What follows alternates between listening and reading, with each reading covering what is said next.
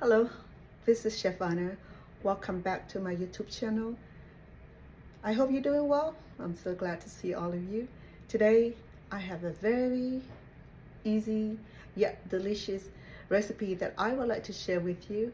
In order to do that, I would love to bring you into my kitchen so that I can cook with you. Please come in.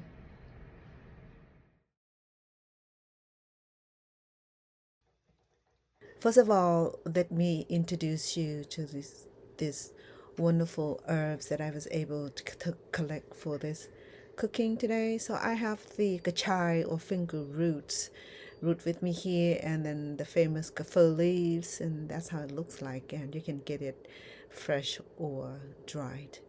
And then, of course, the chili peppers that we'll be mincing in just a minute. The chili peppers and the kaffir leaves, after I dice this, it will be using as embellishment on the top of our dish when we served. But the gachais or the finger roots, it will be using in the cooking. You'll probably be saying, Vanna, this is too difficult. Where do I get all these products and the ingredients?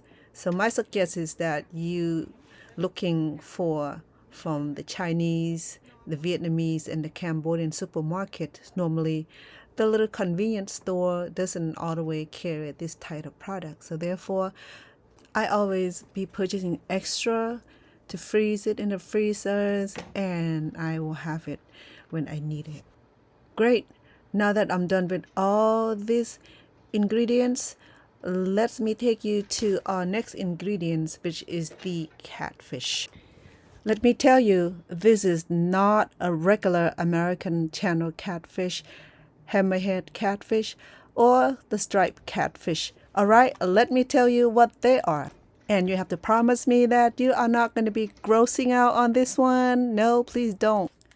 Well, let me tell you a little bit about this catfish, okay? It's well known, well eaten in Southeast Asia, Cambodia, Laos, Thailand, any part of the Southeast Asia continent will know what this catfish is all about. So these catfish are known to have the ability to walk on land and swim in the water. They can survive on both on land and in the water. They're pretty smart. But wait, Southeast Asians are not the only continents that have this catfish. Okay, in Florida, I have heard that they have this type of catfish also, but they are heavily protected by the Fish and Games. So in order to remove them alive, you have to get special license to remove them. All right, now you learn a little bit more about this type of catfish, but it's edible overall, and the meat is tender and delicious. And my father's always fished for this type of fish to feed a family, so I'm so accustomed to it. So it may not be customized to you, but it is to me, so I'm sharing with you. In order to get a good cleaning out of this fish is to utilize the blanching technique. Once it's been blanched and run cold water through it, and use the knife to scrape off the unwanted skins and the residues.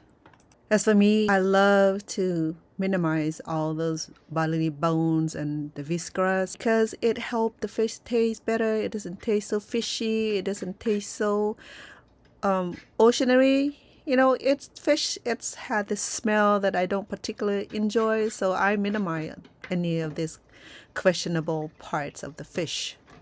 But in this type of cookings, I left the inner bones to keep the meat together.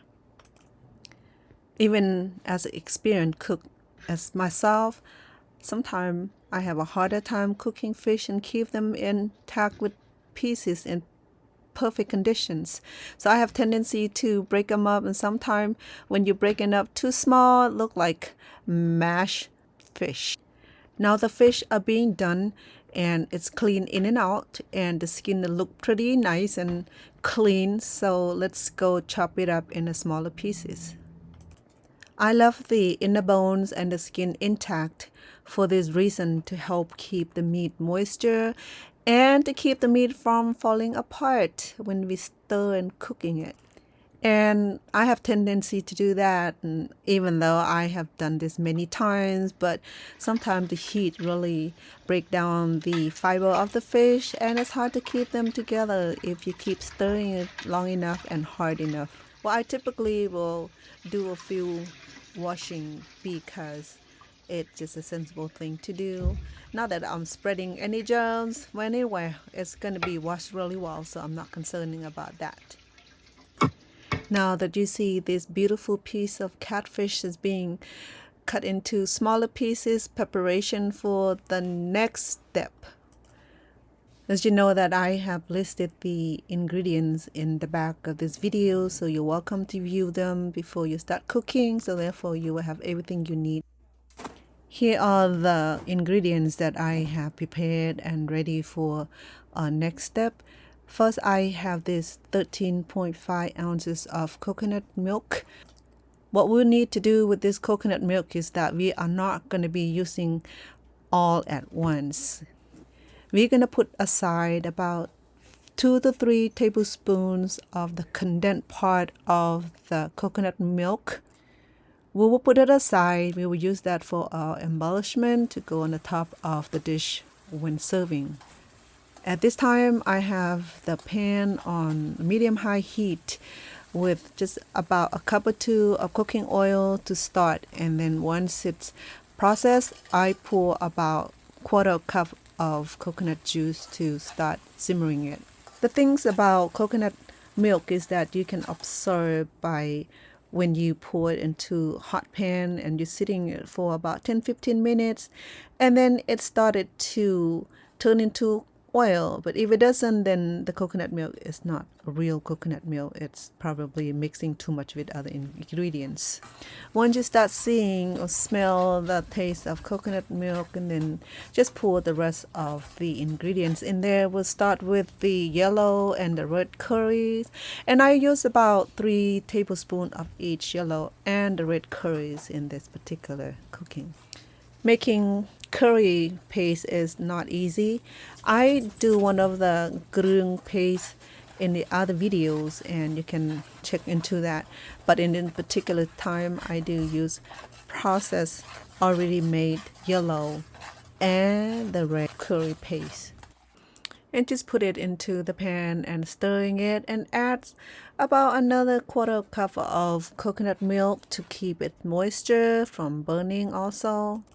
And once you have this curry cooking in the pan for about 15 minutes, and you know that the colors of the ingredients have turned into golden browns and they smell awesome, and you add the fish sauce, the chicken bouillons, and the sugars in it and blend it really well. And now it's time to add a fish in it. Now, when the fish is in the pan with the rest of the curry sauce, we want it to give a good blending by stirring the fish. You can stir fish really, really good right now because it's still raw, so you cannot breaking the meat.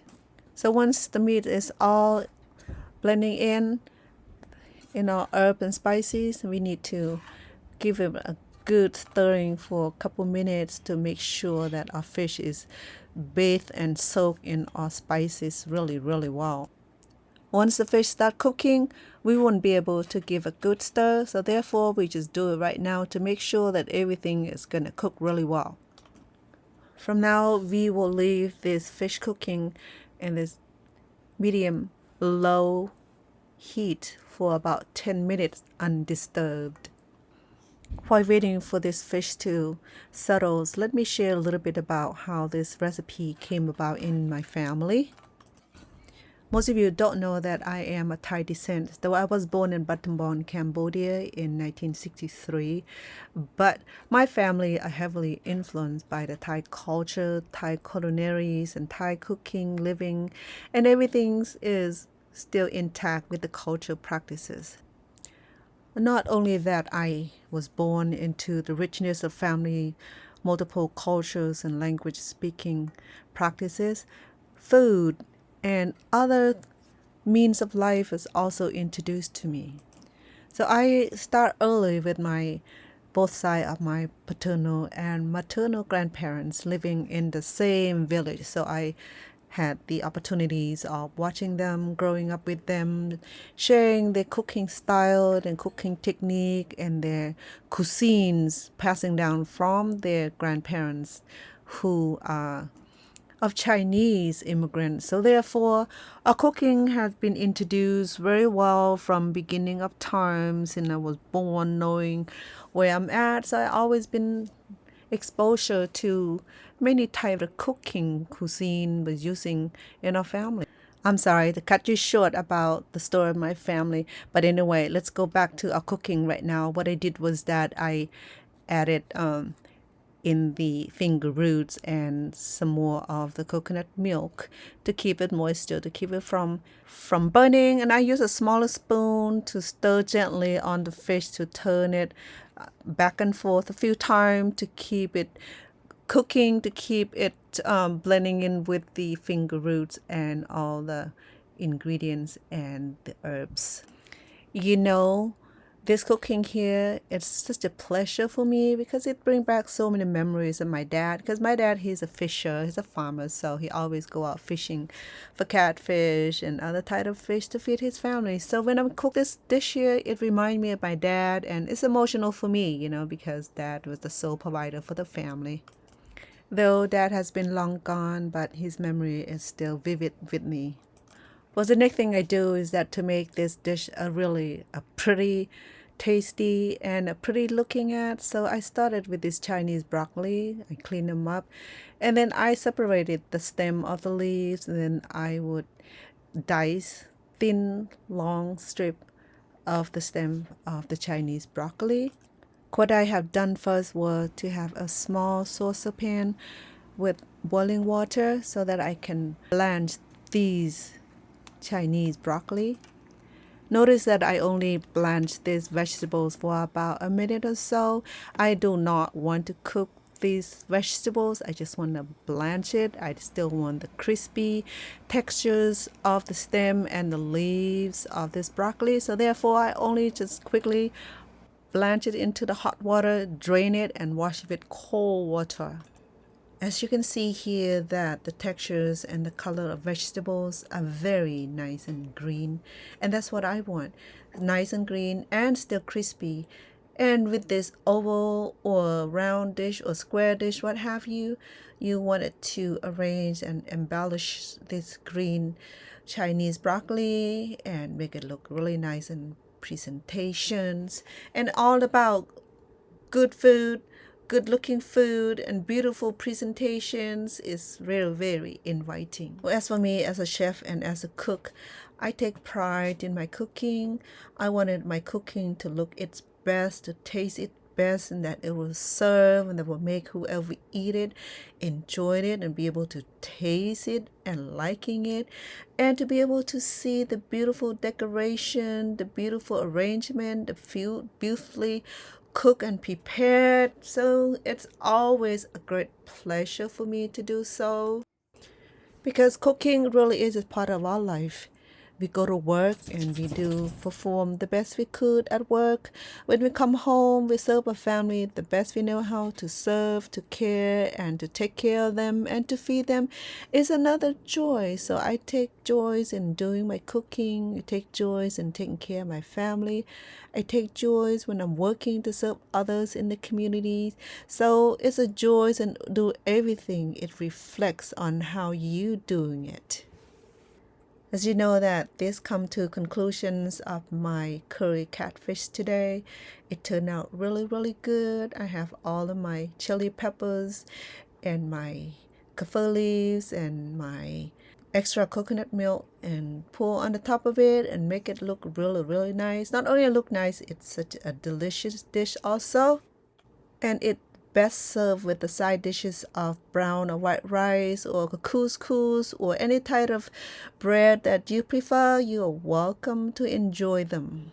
I'd like to take this opportunity to thank you for tuning in to my cooking show from Chef Vanna. Where you at? Good night, good day. Thank you, and I'll see you on my next video. Thank you.